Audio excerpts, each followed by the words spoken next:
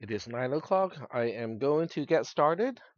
I hope you guys got a chance to watch the video from Monday because today's class is built on top of the lecture on Monday. And that's going to be the pattern for this class for the rest of the semester is the lecture on Monday, even if you cannot make it in person, it is still essential to watch that before the lecture on Wednesday because the topics just kind of stack on top of each other. So what we'll do today, there are a few things. One is to kind of give you the new homework assignment. This is the new homework assignment. And it's essentially the same thing as what you have been doing, which is tracing. But this time the algorithm looks like this. Okay, so it does have functions in it. It has return value, which is here. It also has, local variables, which is one thing that we did not talk about on Monday. So what we'll do today is to talk about variables or local variables so that you'll be ready to do this homework. You have 1 week to work on this, okay? So that's still pretty much the same amount of time. I don't think the trace is going to be too long. This one is a little bit on the tedious side, but that's the whole point of the exercise is to make sure that you guys know how to do it by kind of a little bit of repetition. So do we have any questions about the new homework assignment? What you need to turn in and when you need to turn it in. So it's all good. All right. Okay. So now we can move on and talk about the homework assignment that was due today. So let's go ahead and do that one. Unless the whole class, you'll say, okay, we don't need to do it. We know exactly how it is supposed to be done, so we can just move on. So what what does the class want to do? Do you want to go over it, or do you think, okay, go over? Okay, we can do that. All right, so let's go ahead and look at the assignment that was due today, which is searching in a sorted array. Oh, that's no, that's the reading module. Okay, take it back. All right. Sorted array search. That's the homework. Okay, there we go. Click on this. All right. Let me kind of move my station over here. All right. So I'm going to do the homework, just the same way that you would do it otherwise, starting with a spreadsheet, okay, or a Google Sheet. So now we go to Google Sheets, make a new one. And as usual, I'm going to name it after today's date so it's easy for you guys to find it. Or if you want to follow along, you can definitely use your own mobile device and follow along. It is 2025 10/15. Today is 10 October 15th. And then we just kind of go back and forth between the description of the homework and what you need to do. All right, so I'm going to read my own description here. Use your own student ID. Okay, in my case, it's 00068887 to create an array of 7 integers for all the traces. Sort the digits of your student ID. So it has to be sorted in a non-decreasing manner. 00006788 is the one for mine. The corresponding value of variable n should be 7 because there are 7 digits in all the traces. The search for a digit v that search for a digit v as the name of the variable that does not exist in your ID. In my example, I have a whole bunch of choices because I have a lot of repetition. I got 3 zeros and 2 8s, so I have a lot of digits that are missing. So I can choose any one of the 1, 2, 3, 4, 5, or 9. So yours depends on your actual ID. So for someone who has, let's just say, an ID of 1, 2, 3, 4, 5, 6, 7, then 8, 9, 0 would be the only available choices. Does that make sense? All right, cool. All right. And then we move on. Okay, so rename sheet one to lean search, and then use it to trace the linear search algorithm optimized for sorted array. So we can go there. Okay. and it is linear search. Yeah, the anchor did not quite work the way that I wanted it, but this is the linear search algorithm that is optimized for non-decreasing sorted array. So that's the one that we want to use. But if anyone uses the wrong one because it wasn't really clear which one to use, so if somebody uses, the other one, I'm not gonna dock too many points because it is still pretty clear, right here that it says, it's the one that is optimized for sorted arrays. Only one of those two is optimized for sorted arrays. So this is the one that is optimized, and I'm going to take a screenshot of this with the line numbers. So this way I can track it on the side. There we go. We put it here, and then we make it always on top. There we go. All right, so now we can go ahead and actually create the trace. All right, so at this point in time, okay, for this homework assignment, we can still put line number all the way to the left-hand side. We cannot do it anymore with functions, but this is before functions, so we can still do it that way. And then we just have one column per quote unquote each variable. We definitely have variable I in this case. We have variable n, we have variable v, and then we have a whole bunch of variable a's.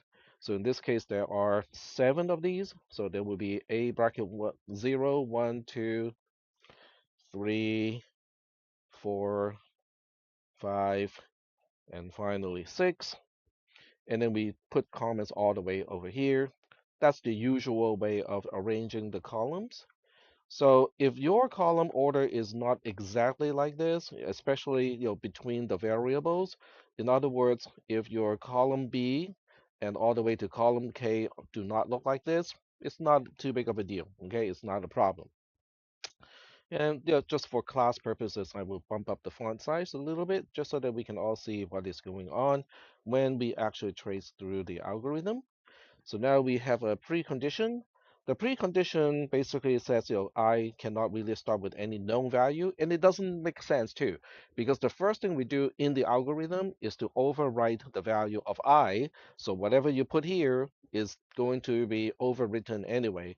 So, and then n has to be 7 because there are 7 elements in the array, and v is just one of the values that are missing from your ID. So let me just put in my ID first. Does anyone want me to use a different ID that does not have a whole lot of repeating digits, or is this okay with you? This is okay? All right, cool. All right. So V just has to be one of the things that are missing. So do you guys want me to go through a lot of iterations because I'm looking for 9, or do you want me to use something that is easier to track? Unfortunately, that's not much I can use, because if I use 1, 2, 3, 4, or 5, they're all the same. Okay. If I use 9, that's the only one that goes all the way to the end. So which one do you want me to use? 3? Okay. Is 3 okay for the rest of the class? Okay. All right. So we're going to look for the digit 3. All right. So that's our precondition. And the comments column can be a little bit wider because, I don't think it's going to be too wide. But you can look at the condition here. They're kind of long, okay? Oh, I forgot one more, which is found. So I'm going to put found to the right-hand side of this, okay? And it's going to need a little bit more space than the other one because it's a longer name. So found is over here because we have the variable found mentioned on line 4, so we also need that to be here. But that is also going to be unknown because whatever it is, it's going to be overwritten on line 4, so it doesn't really matter what you put here. All right, so we start with line 1. I gets initialized to 0. On line 2, we have to evaluate the condition. So at this point, I is 0. So I is less than n, which is 7, is true. So that means we have to evaluate the other side of the conjunction. And that is a bracket I, which is referring to a bracket 0. It has a value of 0. And it says, is it less than v? And v is 3. The answer is true. So now we have the left-hand side of the conjunction true. We also have evaluated the right-hand side, which is also true. So we have true and true. Okay, so the answer is what? The whole thing is true. Very good. So now we move on to the only statement inside the loop, which is on line 3. Line 3 says, let's increment I. I goes from 0 to 1. We will go back to line 2, and the whole thing is still true. So even though I is not the same anymore, I is now 1, right? 1 is less than 7 is true.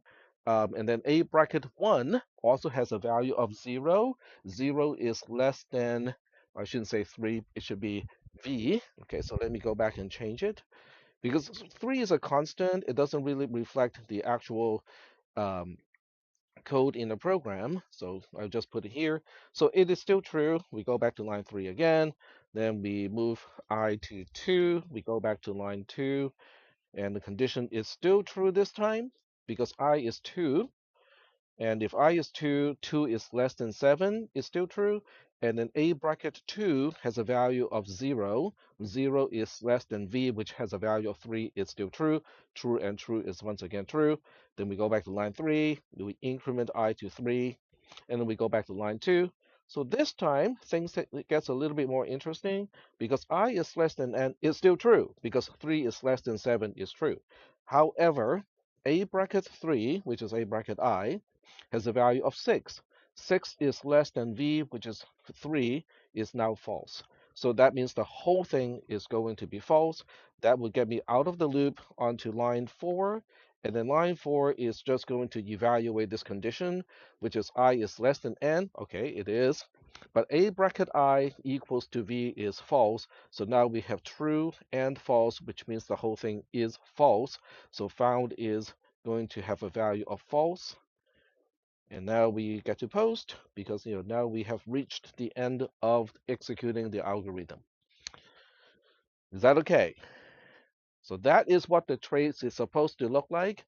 Once again, there are a few things you can move around if you want to. So between the variables I, N, V found and the entire array of A, you can move those things around in ideal. That's fine, okay? Because there's no, I did not specify any particular order. However, the way we track down the line numbers, the way we track down the changes to variable I, the way we initialize the values in the variables, and also update the found variable, and also the way we update the comments, that is not too negotiable. So that part is what I'll be looking for. Do we have any questions about the formatting of the trace and also the logic behind why it looks like this? Are there any questions? No questions? All right. So I got the first part done, right? So now we just need to get the second part done, which is going to use a new sheet, name it bin search. Oh, wait, I forgot. I forgot to change the name of the sheet to lean search. Okay, so let me see. Where's my mouse pointer? There we go. So we change this one to lean search for linear search, and then we create a new one. Now, there are a few ways to do this. Okay, if you right click on here, you can make a duplicate, and then you just make some changes to it. So this is another way to do it. You don't have to do it this way. So now we move on to the second algorithm, which is the binary search. This one does work, okay? The binary search link here does land me on exactly the binary search algorithm. So now we can get rid of this. Just focus on the binary search algorithm here. So we'll do the same thing. Just make a snapshot of the algorithm itself. Now, obviously, you did not probably have to do this because you probably have a screen that has enough pixels so that you don't have to do something like this. You can just have your entire instruction next to you. But because this screen has a 1280 pixel resolution across, so you don't have that much room. All right. So now we go back to the spreadsheet, okay, and then we just work on it. So the first thing is, the variables are different a little bit here. I don't have a variable I anymore. Instead, I have variable B and variable E. And then I also have variable M. The rest are pretty much the same. Okay, so we can now say, okay, let's go ahead and highlight this. And I say insert one column to the right, and then do it one more time. There we go. So instead of I have B, E, and M. Okay, so those are the three variables that I need in the binary search algorithm. So let me just kind of format this a little bit so everything looks a little bit better. Okay, that looks good. And then the rest of the program, I also need to delete because the way it traces is entirely different compared to the one before. So let's get rid of all this stuff here. All right. Do we still want to find the value 3 in the array, or do you guys want to do something different this time? Hmm? That's all right. 3 is fine. Okay, all right. We'll look for 3. All right. So we'll go ahead and start the trace. The precondition would look like this, which is really not much different from the one before. And then we start with line 1. B gets a value of 0. We go to line 2. E gets n minus 1, which is a 6. And then we get to line 3. Okay, line 3 doesn't do a single thing, so I typically do not trace the do line. But if you trace the do line, that is not wrong. Okay, we just don't need it. On line 4, m is b plus e, the whole thing divided by 2. So now it is a 3. And then on line uh, 4, that's line 4. We move on to line 5. Line 5 has a condition to evaluate, which is a bracket m is less than v. So now we take a quick look. What is m? M is 3. So a bracket m is a bracket 3, which has a value of 6. 6 is less than 3 is false. So now we go like, okay, this is false. So if the condition of a conditional statement is false, we have to go to the else branch. The else branch in this case is over here, and I typically do not trace the line that only contains the word else. But if you trace line 7, I would not consider that to be wrong. But the most important part is we have to get to line 8. So on line 8, we have a different condition, which is exactly the same two values, but except the comparison is backwards. So now we go like v is less than a bracket m is true because v has a value of 3, a bracket m, which is a bracket 3, has a value of 6. 3 is less than 6 is true. So now we have to go to the then branch of that conditional statement, which is on line 9. And then we update e to be 3 minus 1. 3 minus 1 is a 2, so we put a 2 over here. And then we get to line 10. Line 10 does have a longer condition to evaluate. So this time the entire column O may actually have to be used. So now we go like, okay, is B less than or equal to E? Well, let's check it out. B has a value of 0. E has a value of 2. 0 is less than or equal to 2 is true. So we have to evaluate the other side of the conjunction. So now we have to look at A bracket M, which is still A bracket 3. Okay, is it different from V? The answer is yes. So that means now we have true and true, which means the entire thing is true. Are we doing okay so far? All right, cool. All right. So I'm just gonna mention this, okay? If anyone, for people who look at the exclamation point equal to and cannot figure out what that means, um, that really just means more studying because that is definitely introduced in the reading material, okay?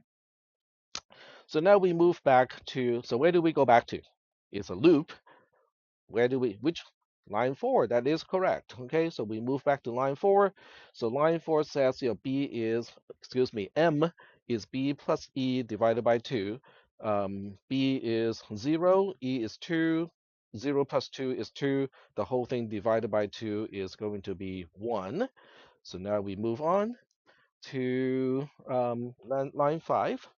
So now we go to line 5. Okay, a bracket m is now a bracket 1, which has a value of 0. is less than v, which is 3, is true. So now we go move on to the then statement corresponding to line 5, which is line 6. Line 6 says here we have to update b. So now b is updated to be m plus 1. M is 1. 1 plus 1 is a 2. So we put a 2 here. And then we continue to, where do we go to after this? We go to line 10. That is correct. Okay, because once the then branch corresponding to line 5 is done, we skip over the entire else branch. The else branch corresponding to line 5 would be line 8 and line 9. So we skip all the way to line 10 in the trace. All right. Do we have any specific question about this part? Why we transition from line 6 directly to line 10? No questions? Very good. All right, so this is where I need to kind of do this little trick here, which I have demonstrated before. And I probably need to do this because I still need to look at the, oh, not that. I still need to take a look at the value in the array. So I have to continue to expose that.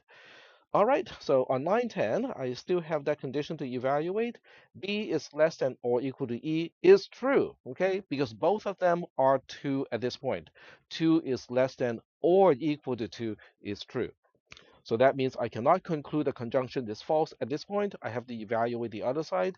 A bracket M is A bracket 1, which is a 0. 0 does not equal to v, which is a 3, is also true. So now we still have true and true, which is true. So that means we have to go back to line 4. On line 4 this time, we are updating m to be b plus e. Both of them are 2s, right? So we have 2 plus 2, the whole thing, which is 4, okay? The 4 divided by 2 is also just 2. So now m equals to 2. We move on to line 5. So line 5 asks A bracket M is less than V. That is actually true because A bracket 2, which is column J, has a value of 0. V is still a 3. 0 is less than 3 is true. So we have to then go to the then branch of line 5, which is on line 6. B is the one that is also updated this time. In this time it becomes a 3. And then we move on to line 10 directly. And then this time, B is less than or equal to E is false. So if the left-hand side of a conjunction is false, the whole thing is guaranteed to be false. So we just say that B is less than or equal to E is false, implying that the entire thing is going to be false. So that means we are now done with the loop. There's nothing else to do except to move on to line 11. Line 11 is going to update found with the value of b is less than or equal to e, which is now false. So we put a false here, and then that concludes the trace of the binary search algorithm. Do we have any questions about the binary search algorithm or how it is traced in this particular sheet? No questions? Yep.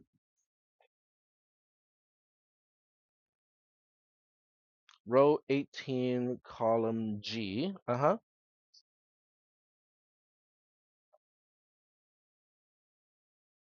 No, it means you have found it, which is not supposed to happen because in the assignment it specifically said you should try to find something that is not in the array. All right. Any other questions? Okay, so let me just see if there are any comments related to is was it easy enough? Was it like super challenging? Was it kind of like, okay, I just have to follow the code and a little bit on the tedious side, but otherwise it's okay. Okay, it was like that. Okay, that's good. Okay, that's kind of what it was intended to be. It's not like too terribly difficult, but at the same time, it try to exercise what we have talked about in the class. The homework assignments, they all add up only to 20% of your grade, which is not a whole lot, but it is a good indicator of whether you are understanding the concepts, or not. So, kind of use that as a feedback. Any other comments from the class? No? All right. Um, so I have to I have to tell you guys about an observation. Okay, let me see if I can just kind of pull that on the screen here, but I have to kind of, oh, I can do it. Give me a second. Okay, it is kind of interesting. I just want to get you guys to see that. Where is, oh, there we go. Okay, so I am going to, I'm going to go for a little screenshot here. Okay,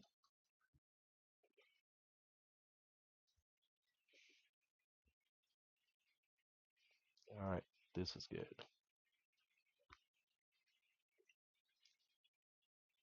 No, come on.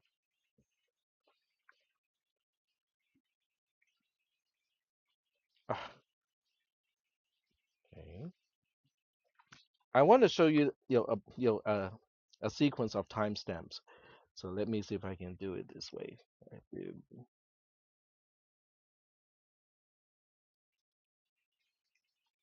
All right, I think that works. All right, so these are the timestamps when I get notifications when people share their spreadsheets with me. Do you notice a pattern? I see a pattern. Very few people get started like the day before. Many people started like midnight or late last night, and then into like 2 a.m., 2:30 a.m. That's when people share the spreadsheet. I have no idea whether they share it first before they work on it or the other way around. Okay, and then we can also see a few, which are kind of all the way to, like 8:30-ish, okay, today. So that's kind of interesting, okay? It's interesting to me because when I was a computer science student, like many, many years ago, like 40, okay? 40 years ago, if I have an assignment that is due in 2 weeks, I would typically get it done in 2 days.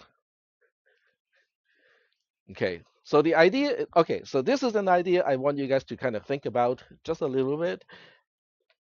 If I get the homework assignment done early as opposed to late, does that change the amount of work? Nope, that is correct. Okay. Um, Now, I do understand the concept of procrastination because for things that I really do not want to do, like grading, I procrastinate. I have enough self-awareness to know that. Okay. But I do want to kind of point out, okay, this little observation here. All right. Did anyone use AI to try to help? You don't have to answer the question if you don't want to. Yep. Okay, very good. You can use AI, to help, in your homework assignment. It's a matter of how you use AI, right? So if you did your work already and you're using AI to kind of double check, or you're trying to use AI to clarify a concept, because as you trace through the loop, you go like, I'm not really sure, what to do here, and I'm just kind of consulting the AI to try to figure out and learn from the process. It's perfectly okay. Okay, I don't see any problems with that. Um, so there it is. All right. So kind of related to this, I want to see what you guys think of this. Okay. I was online, in LinkedIn, and somebody mentioned, and I think you guys probably know this already, and I don't think I'm doing anyone this service by saying this. With most AI engines these days, ChatGPT for sure, I'm not sure whether Gemini can do it or not, they have agentic AI, okay, which means the AI can do stuff for you, okay? And one particular thing that it can do for you is if you give it your student ID and the URL of Canvas and your password to sign in, it can sign in as you to go into all your courses, find out what homework you need to do, and if you say do my homework, it can do your homework for you. Okay?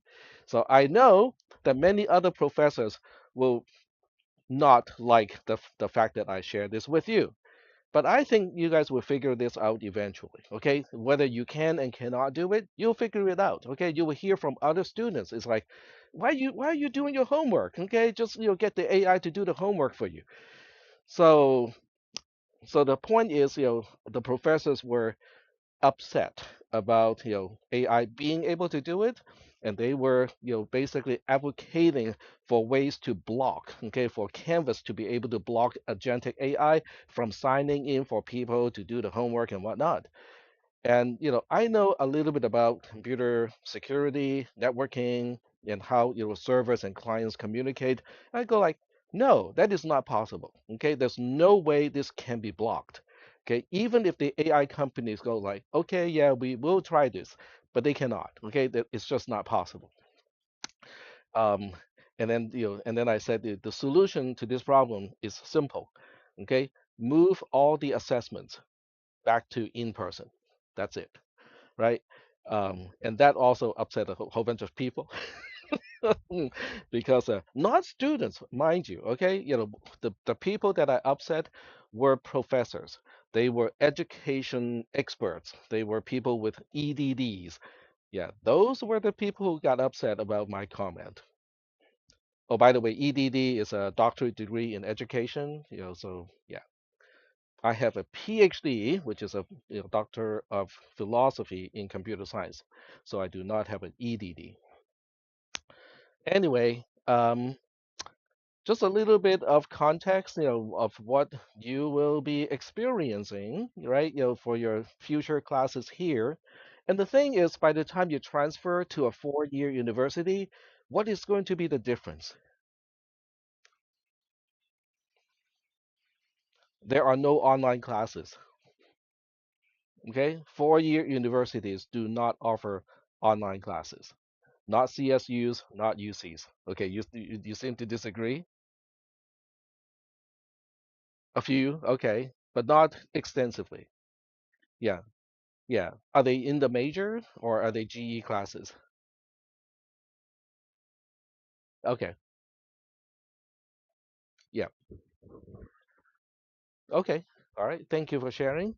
And you can get an online degree entirely from OSU, Oregon State University, and also from ASU, Arizona State University. I believe both of those offer online degrees, even at the master level, uh, you know, but definitely on the bachelor's degree level. Okay, but ultimately, what is your objective? Is your objective to graduate, to get a certificate, or to get a degree in computer science? Or is your ultimate objective is to get a job and be able to stay employed for enough time so that you can retire? So you kind of have to think about that, right? Okay. So I just want to bring all of this stuff out so that you're aware of what choices you have, and also, just to make it clear to your own self, what your long-term objective is so that you can make your choices accordingly. All right. So I think we are good here. So now we are going back to talk about um, local variables. So we'll go ahead and talk about local variables, which I think have the mount module already set up here. Okay, so we get rid of this. All right. So this particular module, 0451, talks about local variables. So we're going to go slow a little bit here and just kind of read, the module, more or less, statement by statement. A local variable is local because of the scope of visibility. A local variable has the scope of the block statement in which the variable is defined. All right. So this statement by itself seems pretty easy to understand, except for one thing. What do we mean by you know, the definition of the variable? Okay, so that's the first question. So the definition of a variable is like this. Line 2 is the definition of a variable x, and it is inside the block here. Okay, so line 1 to line 4, from this open brace to this end brace, that is the block. in which variable x is defined. In main, we have something like this too. So line 7 is also the definition of a variable x, but the block that is containing that definition is starting from the brace that I have highlighted, ending with the end brace that I'm highlighting here. So now the question is, don't we have a problem here? Because now we have two variable x's, and which one are we referring to in which context? So we'll address that question, later on. And the rest of the module really is just kind of explaining what I just said. Lines 2 and 7 are definitions of variables. So in this case, the first word of a definition is identifying the type of a variable.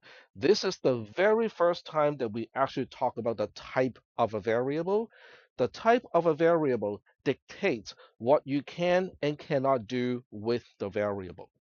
So in this case, int is an abbreviation of integer. So that means, oh, okay, so if x as a variable is of integer type, that means it can do everything that you expect an integer to be able to do, okay? It can participate in a multiplication, in a division, addition, subtraction, and so on. Technically speaking, it should not be used inside a conjunction or a disjunction because those are booleans. Okay, so booleans and integers are distinct in C++. So we are in this program. There's no such thing, so we are not too concerned about that. So the second one is x. Okay, this is the name of the variable that we are defining. And then we end the entire thing with a semicolon. So this is required by the syntax to end the definition of a variable. You can actually define multiple variables on the same line, but in this case, there's only one. So are we okay so far in terms of understanding what is quote unquote the definition of a variable and also what I mean when I said the block that is enclosing the definition? So we good? All right.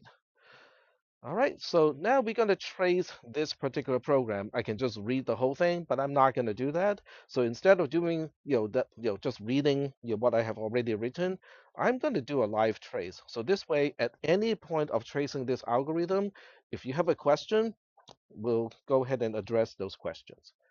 So we'll go ahead and, do the same thing. Just kind of take a little snapshot of the algorithm. Okay, and then put it to a corner like so. And then we go back here, okay, and then we just add a new trace here. So we'll just go like, okay, this is a local variable example. All right. So at this point, we cannot put comments all the way to the right-hand side because we keep allocating and deallocating stuff on the right-hand side. So we don't know ahead of time which column is going to be the last column. So at this point, we're going to move the comments column all the way to the left-hand side next to the line number. And then we start execution as the precondition. The precondition has nothing to say because until main is called, okay, until we get into main, there are no local variables whatsoever. Okay, so there are no variables to say anything about regarding the precondition. So what we will do is start with, okay, so which line do we start with now? Now that everything has to start with the main function, which line do we start now? Yeah, you can use line 6 or line 7. Either one is fine. Okay. So we'll just say line 6. Okay. Line 6 actually has nothing to do. It is simply marking the entry point of the entire execution of this algorithm. And then we're going to move on to line 7. So this time, line 7 actually has something to do. It is the definition of a local variable. Variables like this require columns, but those columns are allocated on the fly. In other words, we do not pre-allocate the column on line 1 or row 1 in the trace. We allocate it here. So with a variable, we just allocate a column, label it based on the name of the local variable, and with a local variable, it always starts with an unknown value. Are we good so far? Okay. All right. So now we move on. Okay. In other words, whenever you encounter the definition of a local variable, you have to look up and see what column is the leftmost available column that you can allocate. Are we good with that concept? The leftmost available column. All right. So in this case, the leftmost available column is C because column A is already used for comments and column B is already used for the line number. So that means these two columns cannot really be used anymore. So the leftmost available column is column C. And then we move on to line 8. Line 8 is calling the function f, which doesn't really do anything other than just having its own local variable and changing it. So with line 8, we have to do what? This is something that we talked about on Monday. Okay, you guys seem to have find something that's funny. Do you want to share with the class? Not really? Okay, all right, that's fine. So what do we do on line 8 when we are about to call a function? Yep, we have to allocate a column called return line number. And the reason why we have to do that is because we are about to continue execution where the definition of f is. That is not a problem. It's easy to look up where that is supposed to be. But when function f is all done, we have to come back. So the question is, how do we know where to come back to? So that's the job of the return line number. In this case, it's just the line that is following, which is line 9. But it is not always the line that is following the invocation, because if the invocation is at the end of a branch inside a conditional statement, then the return line number may not be just the next available line. All right, so now we continue execution in the function f, which is starting on line 1. And on line 1, we don't have anything to do, so you don't have to track line 1 if you don't want to. And then on line 2, we encounter the definition of x again. So now we are going to do exactly the same thing, which is allocate the leftmost available column. So in this case, the leftmost available column is column E because column C and D are now in use. So column E is the next one available when we look at the leftmost available one. And then we label it with the name of the variable, which is X again. And then we continue execution after that. So at this point in time, from our perspective, because we get to see the whole thing, right? So we can now see that there are two variable x. One is in column C, one is in column E. So the next statement, which is line 3, is going to be the tricky one because it says, I want to change x to 2.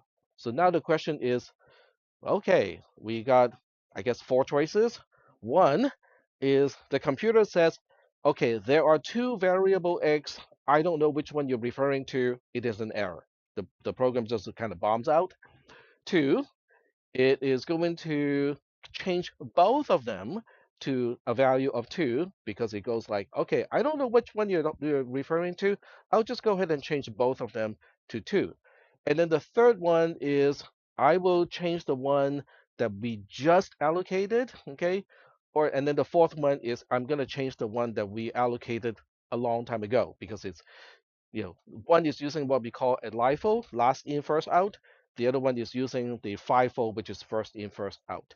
So out of the four options, which one are we going to use? Say again? Last in, first out. So when you look up, you always look up and try to find the rightmost column of the name that you're looking for. Okay, so since we're looking for the rightmost, that means column C is not the one because you have the rightmost column that is labeled with the name of the variable that we want to access is column E. So that's why, in this case, on line 3, we are updating column E to a value of 2. We leave the one in column C alone. Is that okay? Okay, so this is really important. Okay, which one do we, when there are multiple columns of the same name and you're looking up, almost every single case, you look up the one that is on the rightmost available one. The not available, the rightmost one that is in use. So now we are done with that. We move on to line 4. Line 4 is the end of the execution of function f. So at this point, everything that is only useful to function f will be deallocated. Okay, so let me say that one more time, because this is the rationale of why we are deallocating. Everything that is useful only to the invocation of function f are going to be deallocated. So if I were to highlight what is useful only to function f, it would be this block here. So that means your column D and column E are both going to be of no use any further. But before we do that, we also have to make use of the return line number. So that this way we update column B to remind ourselves that the next line that we need to go back to is line 9. So at that point after that, then we can now go like, okay, this return line number and also this X, they are both of no use to me anymore. So Control Shift 5, oh, excuse me, Alt Shift 5 is how we do a strikeout, which means column D and column E are now deallocated. They become available again if I need them back. Are there any questions about that statement? Column D and column E are now available again because I have just quote unquote deallocated those. All right, I've reclaimed, okay, I've reclaimed column D and column E. So now that we're getting back to line 9 says, okay, I want to update X to a 5. So once again, the way we look up which column is to find the rightmost column that is labeled with the name that we want to access. So we go like, okay, column C is X, column E is also X, but wait, column E is no longer around. Okay, we have already deallocated column E at this point. So the only column that is labeled X is actually just column C. So we don't have a choice but to change column C to a value of 5, like so. Is that okay?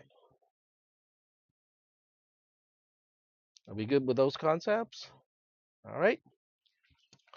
And let me just kind of use this trick again because I need to be able to see the heading of the columns. So at this point, we move on to line 10. Line 10 is calling F again. So we're going to reallocate a column for the return line number. And then we go like, okay, what is the line that is logically following the invocation of line 10? That would be line 11. And then after that, we can proceed to line 1, which is the beginning of function f.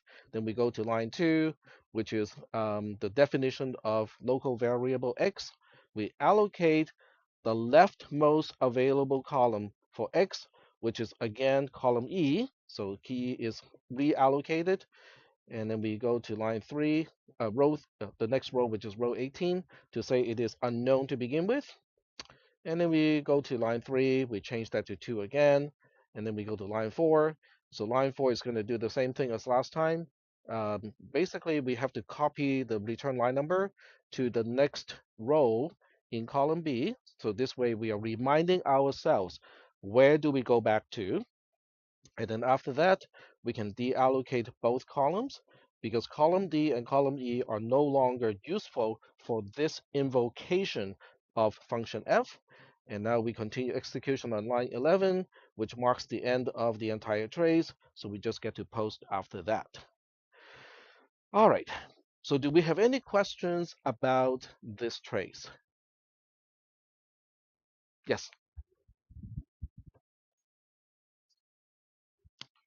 In this case, yes. Yep. So let me clarify that. It's not like every function has its own x. It is every invocation of a function has its own x.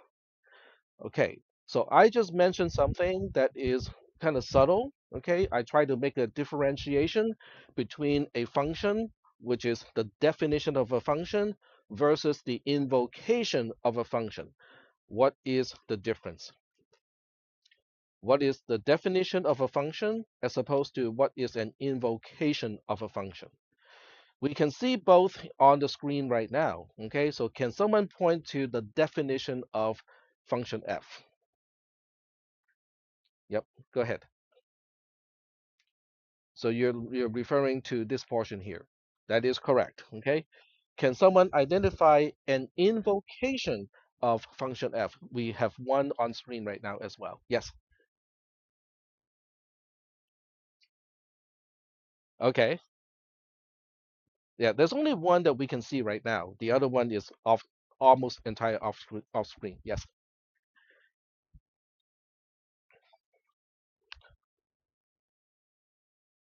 No, the invocation is you can only see an invocation when you look at the trace. So that's a clue. So when we look at the trace, which portion of the trace is representing the invocation of function f? In other words, function f is reflecting what function f is doing. So which portion of the spreadsheet is showing what function f is doing? Yep, go ahead.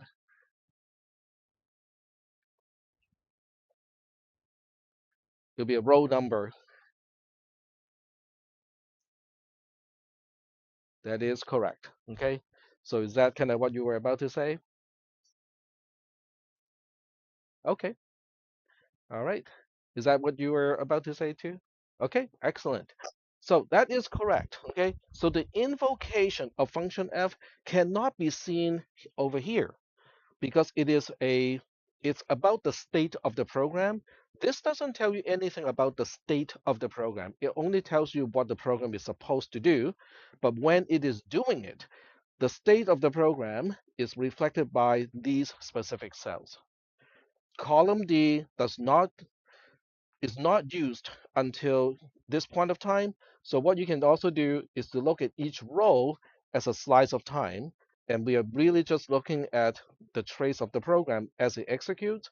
So when you look at the slice of time or slices of time, this is the duration of time in which function f is doing something.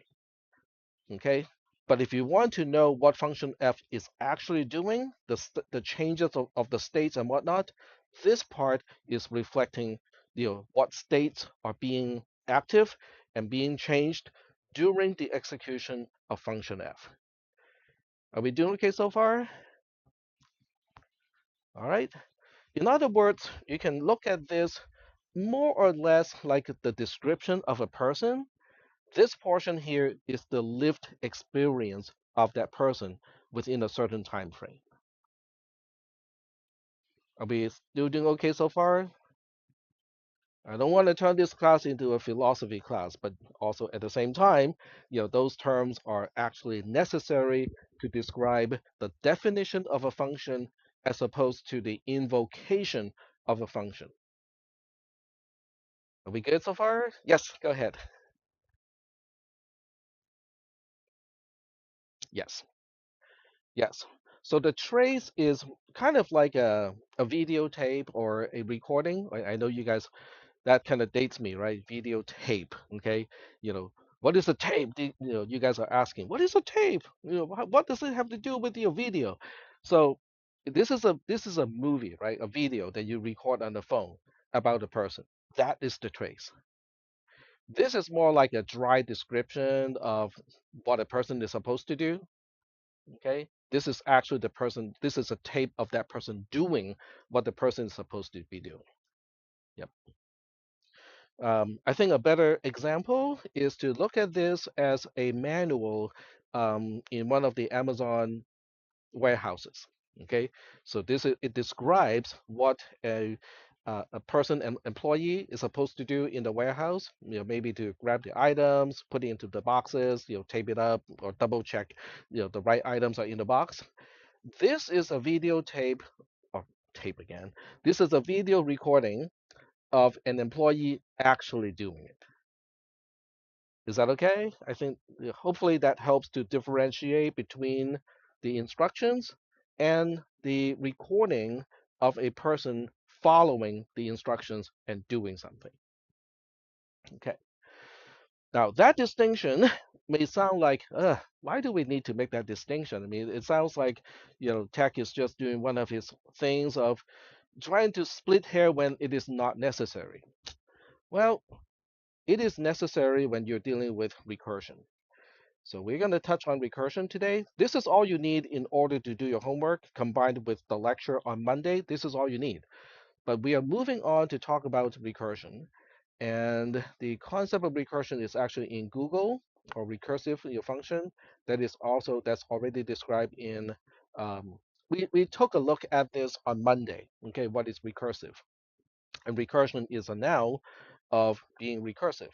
So you can type it here and ask you, okay, can you explain what is a recursion in computer science?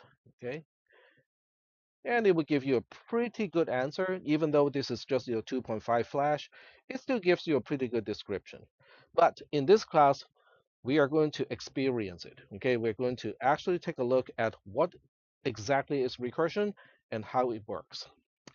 So now we'll go ahead and write a new algorithm. I'm looking for my mouse pad, which I don't have anymore. Okay, that's fine. We'll go ahead and make a new one.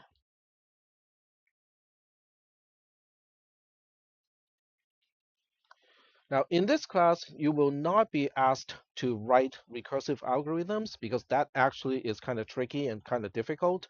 Um, the first time you will be required to write anything that is recursive is probably 400 or 440, CISP 400 or 440. So that's at least two classes away from this class here. But in this class, I will give you something that is recursive, and all you need to do is to trace it, okay? Because this will give you um, the clarity of what those concepts are. So by the time you need to write the actual algorithm of the same kind of nature, that won't bother you anymore. All right, so we'll go ahead and just do something like this, okay? Function f has an argument, has a parameter of n, and then what we do in f is to see if n is greater than 0. If n is greater than 0, we do something. Otherwise, we do something else. Okay, so put else here, put an n here. There we go. So I'm going to say if n is 0, I'm just going to return a value of 1. Okay. If not, I'm going to return a value of f of n minus 1 times 2. Okay. And now we go to main. We'll define the local variable. We'll call that x. Okay. And then we just say x is f of 2 is fine. Okay. I think that sufficiently demonstrates the concept without making it too complicated. So, and I'm going to turn on line numbers so that when I take a snapshot, the line numbers are automatic. All right. So let's take a look at this program, combining what we have talked about on Monday and also what we have talked about today. Do we have all the concepts covered? Okay. On Monday, we talked about function calls. Okay. We talked about returning values. We talked about parameters. And then today, we just add on top of everything local variables. So between the lecture on Monday and the lecture today, we have covered all the concepts already. So what makes this program different from all of the other programs is, oh, look at this. Function f is calling function f itself. In other words, I am halfway defining function f when I need to call function f again. Okay, so the first thing that I need to warn people is don't overthink this. Okay, the fact that we are using a function call on line 3 in the middle of the definition of function f is not a problem. Okay, the order of the definition and the order of following the instructions are two entirely different things. Is that okay? All right. It is no different from, okay, we're going to use the Amazon, operation manual. Okay. So in the operation manual, in the process of writing that manual, okay, you might say, oh, okay, how do we handle this exception here? Okay. Somebody ordered the product, the system says it is in stock. I go to the shelves and it is not there, okay? And then it just goes like, okay, there will be a future section that talks about how to handle this situation. But that section is not written yet. So to the writer, which is the person who's coming up with the algorithm, we just have to make sure that it is completed. The manual is completed before somebody is going to follow the instructions. Does that make sense? So that means the order in which things are defined does not impact the person who is following the instructions. Are we good so far? There's the author of the instructions, and then there's the person who's executing the instructions, following the instructions. Those are two entirely different people. Are we good? Okay. So keep that in mind because the first thing, the first confusion is people start to overthink. So overthinking in this case is not helpful. All right. So we're gonna, yeah, we have enough time to do this. Nope, that won't work. I forgot to. I need to start here. There we go. Let's give it one more try.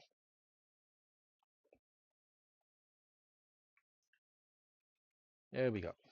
Alrighty.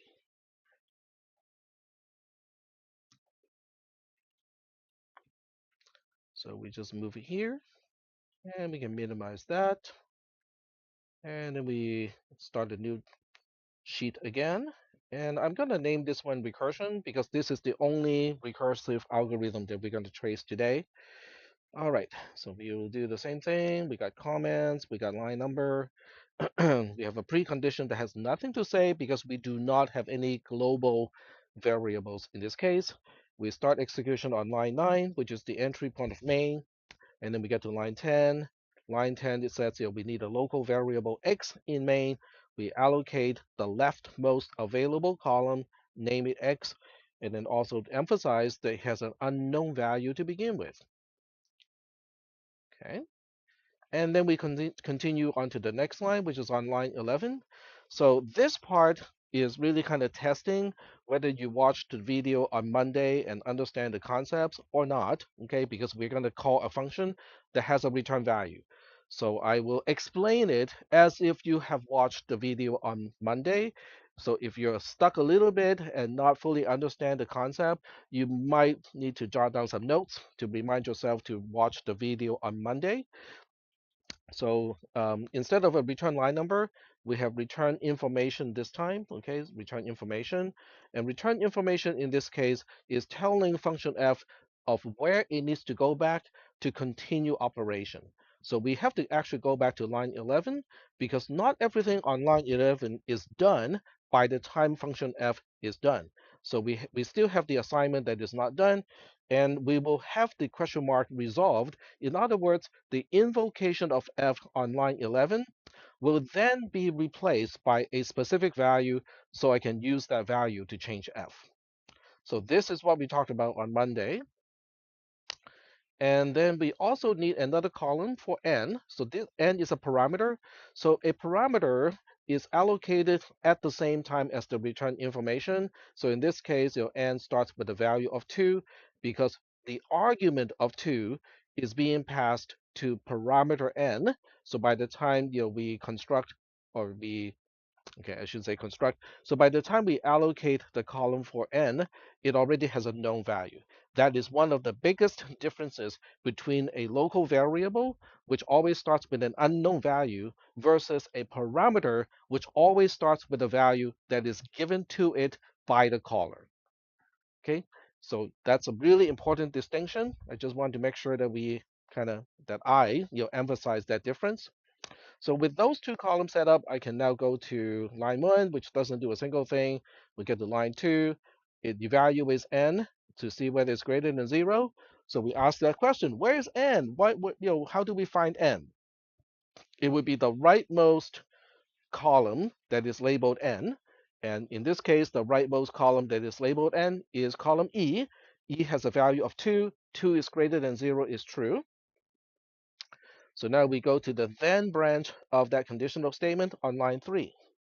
So line 3 says, okay, ultimately what I want to do from the perspective of line 3 is I want to return back to whoever called me. but I can't do that yet because the value that I need to return requires a function call. Is that okay? So we have to handle that function call first. So this is where things get a little bit complicated because the function that it needs to call is also function f. But that makes no difference in terms of how we prepare the columns for that function call. We follow exactly the same rules that we have been talking about. Okay, we allocate the leftmost available column, label it return info, and then we allocate another column to for the parameter that we need. The return info, in this case, has to indicate by the time function f is done in the function call on line 3, what else do we need to do on line 3? That is what we're trying to record in this particular cell. So we have to say, okay, first of all, we're supposed to go back to line 3. And then what else do we have to do? Well, we still have that return to do. The only thing we are going to have resolved is the question mark. The question mark is the function call that we are trying to handle right now. Okay, so this part does not change anything that we have talked about on Monday. Okay, it is exactly the same mechanism that we have already talked about on Monday. What is more confusing is what do we put here in n? Because this n is being constructed, this n is the one that is available. So at this point, the context of the execution of the program, it is still using the context of column D and column E. We are constructing the context of column F and column G. So that means whatever this n is, it is referring to the one that is the rightmost that is already constructed. So can someone tell me what is the column that is labeled n that is fully constructed at this point? It's column E, okay? So that means we're looking up the 2. 2 minus 1 is a 1. So this one now has a value of 1. So this is one of the more confusing points of a recursive call, but it's not the only one. So now what do? We are calling function f, so that means we go at the we have to start at the beginning of function f, which is line 1. So this is the other one where, oh, okay, so we are really just following exactly the same rules that we have talked about on Monday. Even though we are calling a function from within itself, it is exactly the same mechanism. So we go to line 2 again. Line 2 is evaluating n is greater than 0. Can someone tell me which n we are referring to this time when we ask whether n is greater than 0? What is the rightmost column that is labeled n?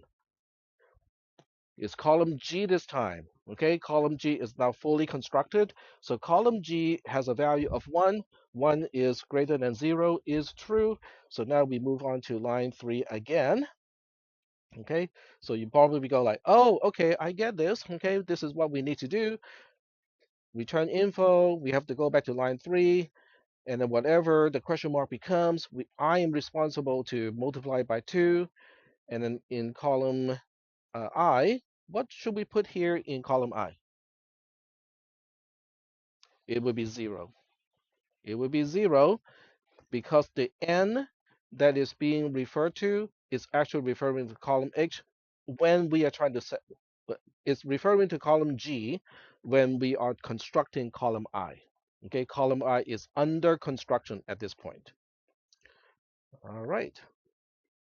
So then we continue execution at the beginning of the function that is being called. Since the function that is being called is f, we start on line 1. So we go to line 1, we get to line 2.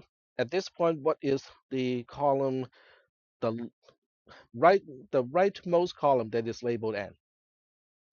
Column I, which has a value of 0. 0 is greater than 0 is false. Oh, okay, so now we have to go to line 5. Line 5 says return 1. Okay, so this is also why it is super important to watch the video for Monday before today, because what do we do when we execute a return statement? What are the steps involved? I'm going to name those steps here. You can take notes. You can also just jot down the time, or you can watch the video on Monday. It's up to you. So what we do when we execute a return statement is to locate the rightmost column that is labeled return info. Which column would that be? What is the rightmost column that is labeled return info? Column H, very good. So what we do is we copy and paste the actual value of that column over here. And then what we do is we replace the question mark with the value that we are returning. We are executing line 5. So what value are we returning? We're returning a value of 1. So what we do is we replace the question mark with the value that we're returning, and that is all we do. Okay? And then we also what we also do, okay, I just said this is all we do, so I thought I lied. And then what we do is we copy this cell to one cell that is the cell that is one row forward. We copy over here because what this is going to do in column B is reminding us where do we need to go back to, and by the time we get back to that point, what do we have to do on that line? So that's why we have to copy this to over here. Then you go like, what about row 19 then? Row 19 is responsible to indicate that these columns are no longer in use. They are no longer useful to me because the invocation of F, the last invocation of F, is now concluded. So whatever resources it was using, I can now free up those resources. Is that okay? All right. So with those resources freed, and I have already indicated where I need to go back to. So now I can actually go back to line 3. But line 3 doesn't look like this anymore. Now it looks exactly like this. Can we compute 1 times 2? Okay, 1 times 2 is 2. So when we execute this line 3, we are returning a value of 2. Is that okay? Can someone tell me again what do we do when we execute a return statement with a value of 2? We we Yep, we look up the rightmost column that is labeled return info. Well, which column would that be? It's column F because column H is not around anymore. We have deallocated column H. So column F is the one that we're looking at. So we locate it, we copy and paste the value of column F in this case. And then what do we do with the question mark? We replace it with the value that we are returning. But tag, column F is another return statement. We don't care. All we do is we look for that question mark and replace the question mark with the value that we are returning right now, which is 1 times 2. Okay, so we just replace that question mark with a 2 and we are done. Okay, well, not exactly, but because we also have to copy and paste this to column B, that is one row, you know, we skip one row and then copy over here. And then we now say, okay, the second invocation of F also has concluded. So that means that these two columns are not useful anymore. I can now deallocate column F and also column G. Are we good so far? All right. So now we get back to column 3. We get back to line 3 again. But this time when we get back to line 3, it doesn't look like this anymore. Okay, now it looks like exactly like this, which is returning 2 times 2. Can we figure out the value of 2 times 2?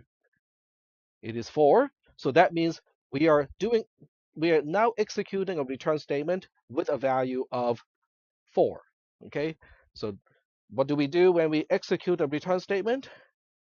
We look for the rightmost column that is labeled return info, which is now column D. Okay, copy and paste it over here.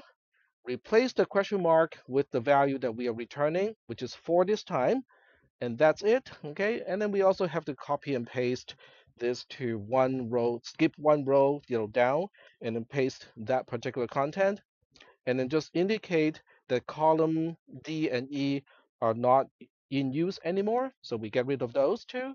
And now we continue our execution on line 11. But line 11 does not look like this line 11 anymore because the function call to F is now resolved. It is now resolved to a specific value, which is 4 this time. Are we good? So do we have anything else to do before we change the value of x? Nope. The entire right-hand side of the assignment is done. Okay, we know exactly what the right-hand side is, which is 4. So now we have to update variable x. How do we find variable x? It is the rightmost column that is labeled x, which unfortunately has kind of rolled off the screen. Okay, our column x, the column that is labeled x is column C. So we go like, oh, okay, it's column C that we need to change to a value of 4. And now we are pretty much done. We get to line 12. Line 12 is signifying the entire thing is done. And now we get to post. So this is the full trace of a recursive algorithm. So what I want to do at this point, let me see if this works. Okay, maximize the whole thing and actually decrease the size. I know you cannot read the entire thing anymore, but it's the shape that is important. Okay, the shape is important in this case because I just want to highlight which portion is which. It refers to which function invocation. This is referring to the invocation of main itself. Okay, main is a function, so it has its own state. Okay, this portion is about the invocation of main, which is not too difficult. There's only one invocation, but function f is a little bit different because function f, this is the first invocation of function f. Okay, while during that time, okay, there's a second invocation of function f. And then during that time, we also have a third invocation of function f. So that means if you look at a slice of time, for instance, this little slice of time here, we actually have 3 invocations of f at the same time. Okay? How do we know there are 3 invocations? This is one, this is the second one, this is the third one. So there are 3 invocations, basically active at the same time. We still have 2 more minutes. Okay, so with those 2 minutes, I can now go to, okay, first I have to unmaximize the whole thing, go to online GDB, and then this time we'll go ahead and copy and paste the program that we are looking at right now. And let's see, how do I find it? There we go. Okay, so we just do a copy, paste. Okay, so we'll select all, paste like so, and then put a breakpoint right here, and then go debug the program. Okay, there we go. So we start execution, and then we do a step into. Okay, it goes here, step into again. It's almost like a loop, except it is not a loop. Okay, and then this is the third time. Let me get rid of this first because you will see something that's really kind of interesting. Um, in this window, which is called the call stack, you can actually see visually, you can see how main is calling f the first time, f calls itself, this is the second time, and then f, the second invocation of f calls f again, and this is the current time. Okay, and then there's a really interesting command in GDB. I don't think you need to use it in this class. It's called backtrace or BT. So backtrace, okay, let me scroll this up a little bit here. So backtrace is a really interesting command. It shows you exactly what we see here, but it is important to notice that we have one invocation of main, but we have 3 invocations of f at this point of time. All right. So this program does work, okay? Because if I were to just go, continue to do a step into, it will basically go back 3 times until we get back to main. And now I can look at x, okay? I don't even have to do anything because it shows you that the value of x is indeed 4, okay? So the trace that we just did in the spreadsheet is a really spelled out version of what we just did interactively in GDB. The reason why I emphasize in tracing like this in this particular class is to make sure that I can see that you guys know what happens when we have function calls like this. Because with this kind of understanding at this point of time, you can move on to CISP 360, 400, and 430, and then conceptually, you won't have a problem with understanding the mechanism of your function calls, even when it is recursive. And those concepts are also actually useful in CISP 310. So that means, I'm basically just front loading most of the things that you need to understand, as you continue with your computer science degree here into this class. Okay. Except, but in this class, I'm not asking you to write any algorithm. I just need you to understand, the algorithms that I have written. So in the English class, okay, in the context of English, I'm just making you guys read a whole lot of stuff and make sure that you understand the the writing from somebody else, so you have all the reading skills available. Once you have all the reading skills available, the writing skills is going to come fairly naturally. So that's my philosophy for teaching this class. All right, so we are done with today's lecture. You do have homework.